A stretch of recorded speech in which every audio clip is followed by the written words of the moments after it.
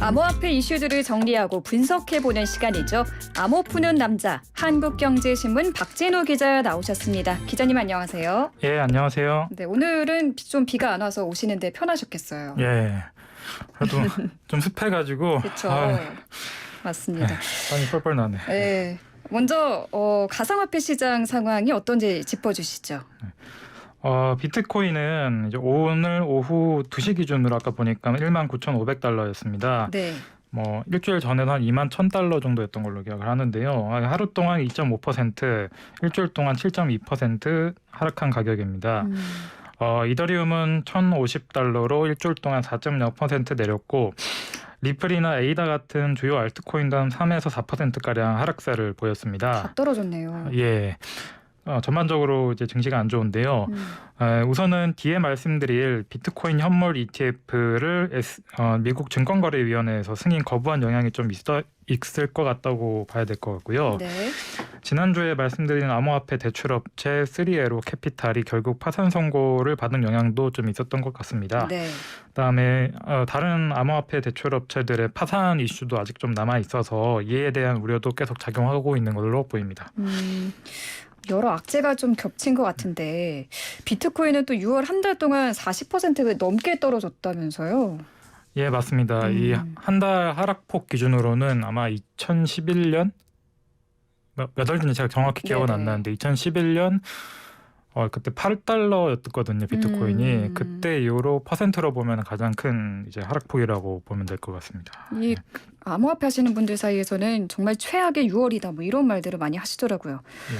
미국 증권거래위원회가 세계 최대 가상자산 펀드 운용회사인 그레이스케일의 현물 기반 비트코인에 대해서 상장지수 펀드 승인 신청을 반려했다. 이런 소식이 지금 들어와 있거든요. 이거는 왜 이런 결정이 내려진 거죠? 예, 이제 그레이스케일은 이제 디지털 커런시 그룹이라고 해서 뭐 일종의 뭐 아마 블록체인 관련 뭐 일종의 지주회사 같은 회사가 있는데 네. 거기에 이제 가상화폐를 맡아서 이제 굴리는 그런 회사예요. 그러니까 그레이스케일 비트코인 진짜 티커명은 뭐 GBTC라고 하는데 그게 아마 한 수탁고가 한 17억 달러 정도 되는 걸로 알고 있거든요. 네.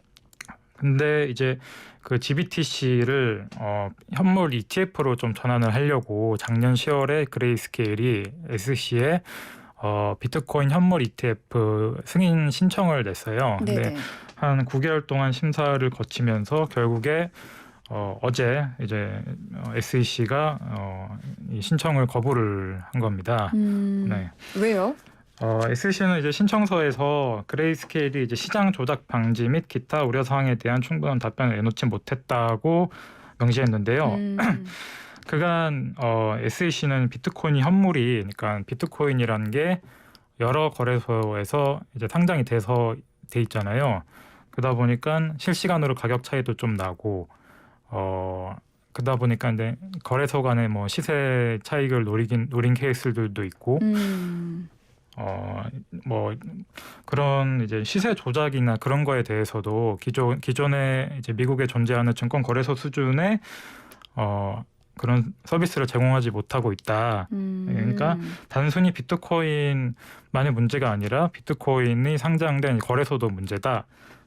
그래서 이제 비트코인을 관리 감독하기 어렵다는 이유로 이제 ETF 승인을 거부해 왔는데요. 이번에도 마찬가지 논리입니다.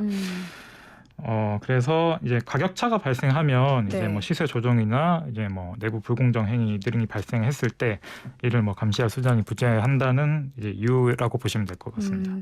그러니까 뭐 사기나 시세 조작을 할 우려가 있으니까 일단 그 상장지수 펀드 승인을 거절을 한 거네요. 네.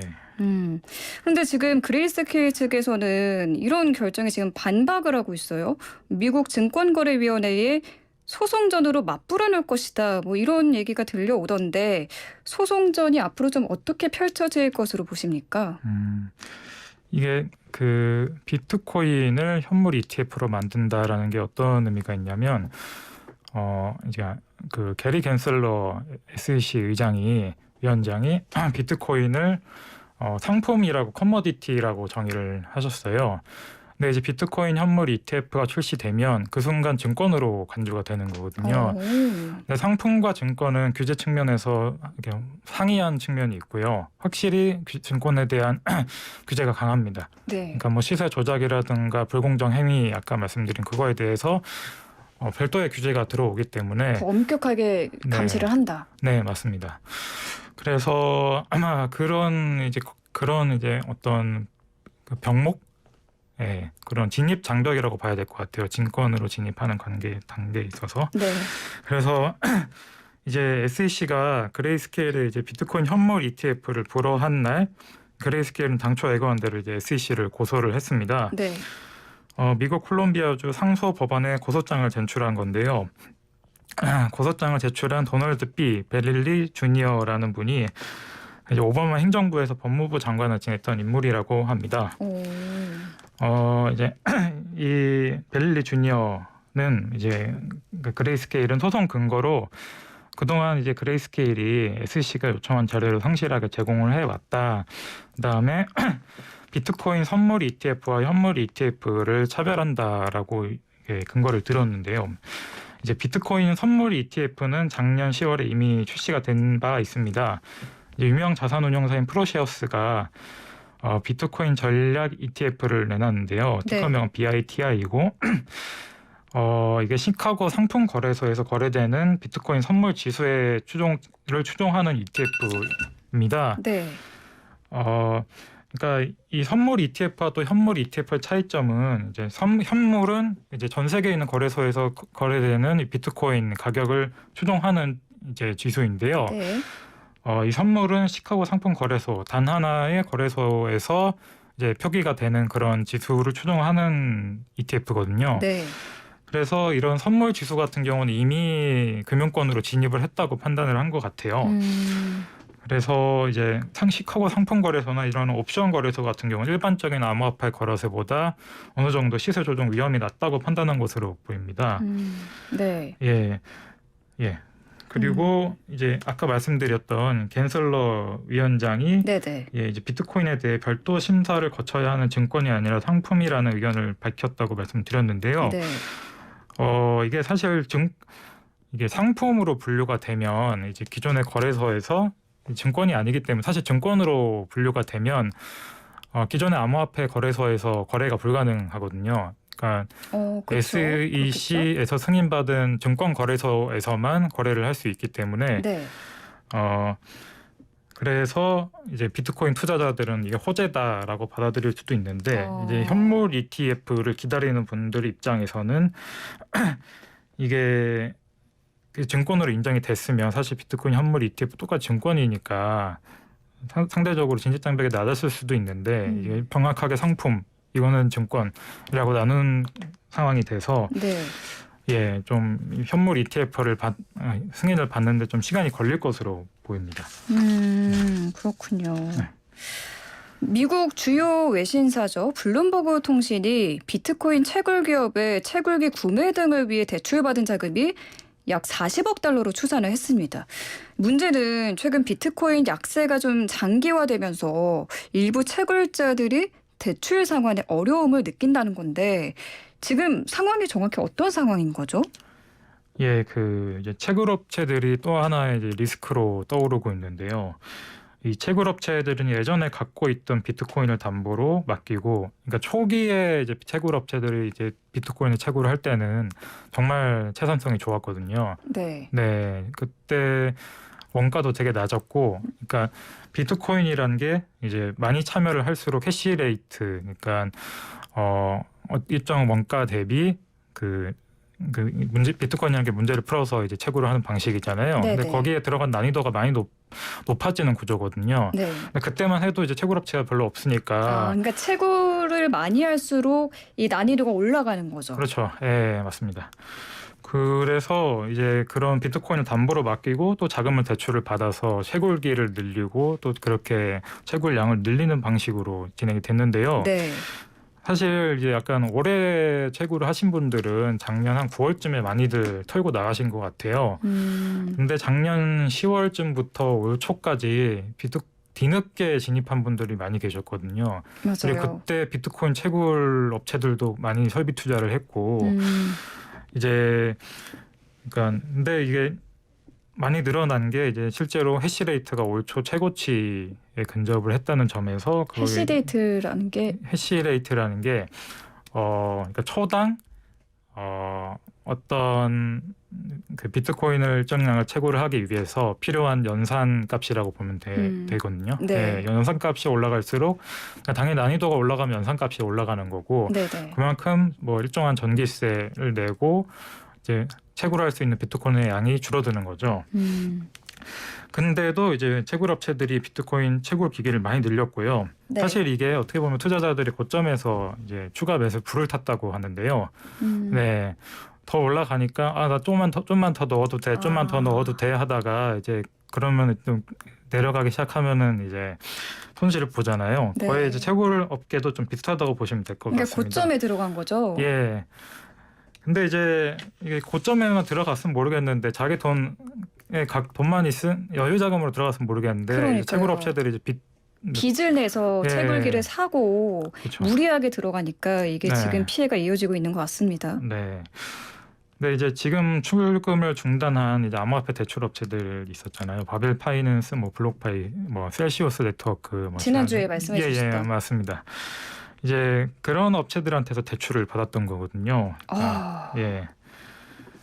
근데 이제 이 채굴 업체들, 그러니까 지금 이 담보로 맡긴 비트코인의 가치가 떨어지다 보니까 이 대출 업체들이 우리 너네 담보 더 내놔라라고 하잖아요. 그러니까 채굴 업체들은 어차피 지금 채산성이 안 나오기 때문에 채굴 기기를 막 담보로 더 제공을 하는 상황인 거예요.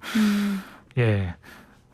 아마 이제 그래서 이렇게 이제 채굴 업체들이 또 상환을 못 하고 또 대출 업체들까지 이제 연산이 도산이 되면 또 한번 비트코인 저점이 내려가는 기폭제가 될 수 있지 않나 그렇게 판단이 됩니다. 아이고, 더 떨어질 수 있겠네요. 네. 그럼 결국 이 미국의 비트코인 채굴 기업인 모슨도 좀 시장 상황이 정상화될 때까지 모든 주요 선행 자본 지출을 연기하겠다 이렇게 밝혔어요. 네, 이미 이제 채굴 투자를 하겠다고 책정해 놓은 자본을 이제 지출을 중단하겠다고 한 건데요. 상황이 너무 안 좋으니까. 예, 맞습니다. 이 모슨이라는 채굴 업체는 나스닥 상장사고요. 시가총액은 사실 800억 원 정도라서 좀 큰 회사는 아니지만 이제 전 세계 비트코인 채굴량의 1.67%를 차지하고 있어서 어느 정도 좀 대표적인 사례라고 보시면 될 것 같습니다. 이제 작년에 250억 원 매출을 냈고 올해 70억 원 가량 이제 채굴 장비를 사고 땅을 매입하는 데 지출을 했고요. 이제 4만 개 채굴기를 운용을 하고 있다고 합니다. 4만 개면은 많이 갖고 있는 건가요? 예, 이제 뭐 그러니까 아까 채굴량이 1.67%라고 말씀을 드렸는데 사실 뭐 비트코인 시총이 뭐 몇백조 하잖아요. 그거에 한 1.6 뭐 신규 채굴량이니까 그거랑은 좀 달라도 뭐 이 정도면은 뭐 되게 그러니까 국내에 있는 채굴 업체들 같은 경우는 사실 뭐 몇십 개, 뭐 몇백 개 단위로 운용을 하거든요. 우리 시장에서는 몇백 개 단위인데 지금 여기는 이 모슨이라는 채굴 업체는 4만 개 채굴기를 운용하고 있는 거죠. 예. 엄청 많이 갖고 있는 거네요. 우리나라랑 비교를 했을 때. 그런데 이 채굴사들은 좀 더 리스크가 있는 게 이제 비트코인 가격이 떨어지는 게 다가 아니고 지금 유가가 오른 것도 큰 악재입니다. 비트코인을 채굴을 하려면 이제 아식이란 채굴용 기기를 써야 되는데 이게 전력을 많이 필요로 하거든요. 그래서 이제 보통 텍사스나 이런데 그 이제 유가도 싸고 전기세도 싸다 보니까 거기서 이제 채굴을 많이 하는데 이제 거기도 요새 유가가 많이 올라가지고 이제 원가 대비 수익이 잘 안 나오는 거죠.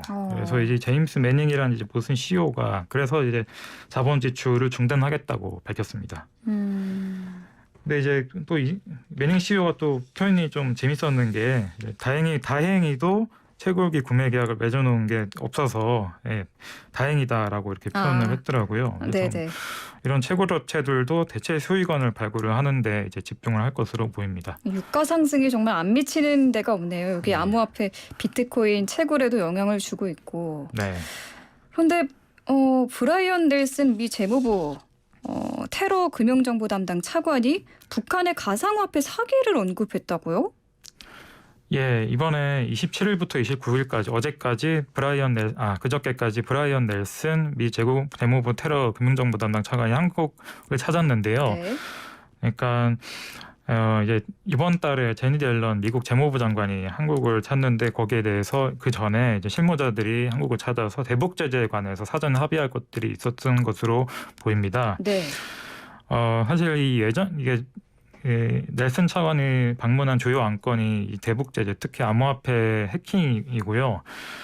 예전부터 북한이 이제 랜섬웨어를 이용해서 암호화폐 해킹을 통해 이제 무게 개발 자금을 조달해온 사실은 많이 알려져 있었는데요. 네, 그렇죠. 다만 올해 들어 그 규모가 많이 커지면서 본격적인 제재에 착수한 것으로 보입니다. 암호화폐 자금 세탁 추적 업체로 유명한 체인얼리시스에 따르면 작년 한 해 북한이 최소 7차례 해킹으로 4억 달러어치 암호화폐를 빼돌린 것으로 집계가 됐는데요. 그런데 올해 3월에만 6억 2천만 달러, 7조 원어치의 암호화폐를 이제 엑시 인피니티라는 게임에서 해킹을 했습니다. 네. 예, 그거를 이제 미국 재무부가 북한에 있는 해킹 조직인 라자루스라는 조직을 지목을 했고요.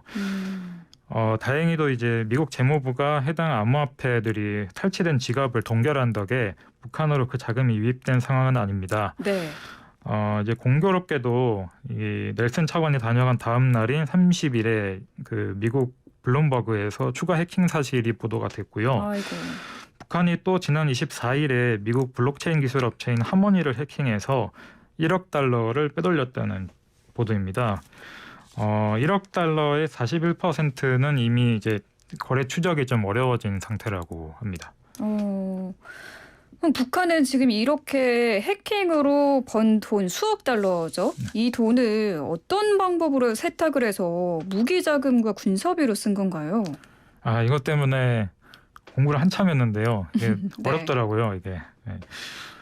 지난 5월에 미국 쉽게 알려주세요. 이게 쉽지 않던데 아무튼 최선을 다해보겠습니다. 네. 네. 지난 5월에 미국 재무부가 앞서 말씀드린 엑시 인피니티 해킹 사건을 조사하면서 이 암호화폐를 믹서하는 중개업체가 끼어 있다는 사실을 확인한 것으로 보입니다. 네. 이제 믹서라는 게 A라는 지갑에서 이제 B라는 지갑으로 해킹된 암호화폐를 보내려는 사람이 있고, 또 이제 C라는 지갑에서 D라는 지갑으로 익명화해서 암호화폐를 몰래 보내려는 사람이 또 이렇게 수요가 있거든요. 네.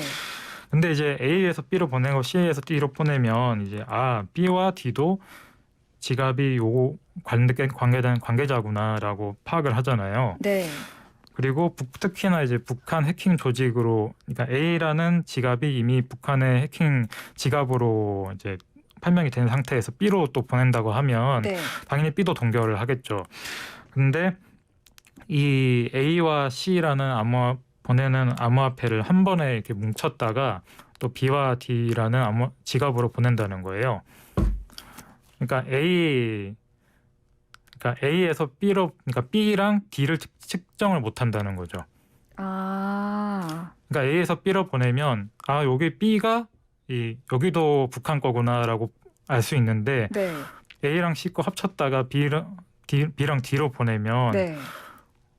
그러면은 중간에 네. 특정이 안 되겠네요. 예. 그러니까 B와 D가 누구 건지 알 수 없다는 거거든요. 그러니까 B와 D 지갑이 누군지 네네. 모르는 거죠. 예. 그러니까 뭐 이거를 중간에 있는 중개 업체가 해주기도 하고, 네. 어떤 뭐 단순한 알고리즘에 의해서 그러니까 A에서 B로 보내고 C로 D로 보낸 그 기록을 하나로 합치는 그런 알고리즘도 있는데요. 아무튼 하나로 합친다는 게 어떤 의미죠? 그러니까 제가 그 아나운서님께 10만 원을 보내면 이제 아나운서님 특정이 되잖아요. 네. 근데 저랑 이제 그 친구가, 그러니까 저는 아나운서님께 보내고 친구가 제 친구가 또 다른 뭐 그 친구한테 돈을 보낸다고 할 때 이게 보낸다는 사실이 각각 특정이 되는데, 저랑 이제 그 보내는 친구의 돈을 합쳤다가 네. 특정한 다른 계좌에 넣어놨다가 그거를 또 아나운서니까 이제 다른 친구한테 돈을 보내는 거죠. 그러니까 이게 결국 그 암호화폐의 이동 추적을 불가능하게 만든다는 그렇죠. 거네요. 이 믹서가. 예. 네. 그러니까 이제 저랑 아나운서님이 뭐 어떤 뭐 특수 관계, 이해관계에 있다라는 걸 추정을 못하는 그런 상황이 되는 거죠. 네네. 그래서 미국 재무부가 어떻게 했나요? 그래서 이제 지난 5월에 미국 재무부가 엑시 인피니티 해킹 사건으로 유출된 암호화폐를 세탁한 블렌더라는 업체에 네. 2,050만 달러 범죄 수익을 처리하는 데 도움을 줬다고 제재를 가했습니다. 네, 알겠습니다. 좀 어려운 내용이었지만 그래도 알기 쉽게 잘 전해주신 한국경제신문 박진우 기자와 함께했습니다. 고맙습니다. 네, 감사합니다.